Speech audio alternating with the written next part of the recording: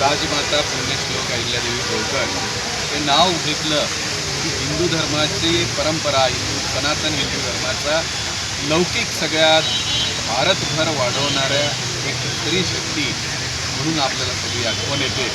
आणि पुण्यश्लोक अहिल्यादेवी होळकरांनी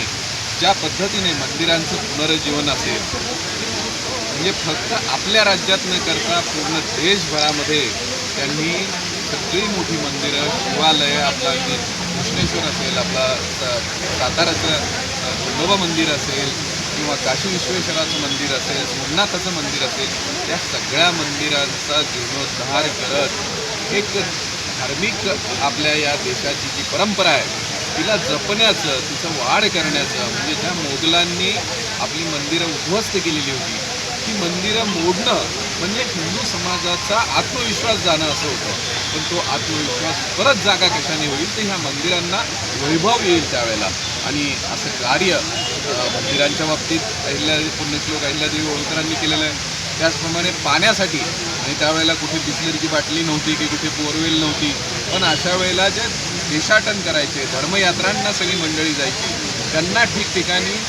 राहण्याची सोय, धर्मशाळा, पाणी पिण्याची सोय आणि अन्नछत्र अशा सोयी ह्या अतिशय दूरदृष्टीने पुण्यश्लोक अहिल्यादेवी होळकरांनी ज्या केलेल्या आहेत, त्या खरोखर एक स्त्री लढवय्या आणि धर्मजागृती करणारी स्त्री म्हणून आजच्या सगळ्याच माता भगिनीने आपण सगळ्यांनी